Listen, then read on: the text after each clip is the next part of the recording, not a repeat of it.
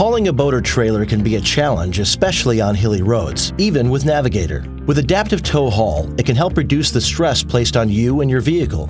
The Adaptive Tow Haul feature, standard on Navigator, improves operation when towing a trailer with a heavy load by changing the vehicle's transmission shift points to higher RPM limits. It's similar to overdrive, but is actually designed to provide the same power without needing to engage your overdrive, which can eventually burn out the transmission. Once a trailer has been hooked up, the Tow Haul feature automatically detects and engages the system, so you don't need to do anything. An indicator light will illuminate in the instrument cluster, letting you know that it's been engaged. If needed, you can turn Tow Haul off. Just press the Settings button, it's the one that looks like gears.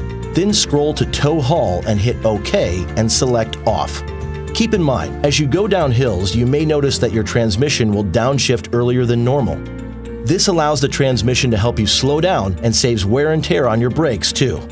We hope we've answered your questions. For more information, please visit owner.lincoln.com.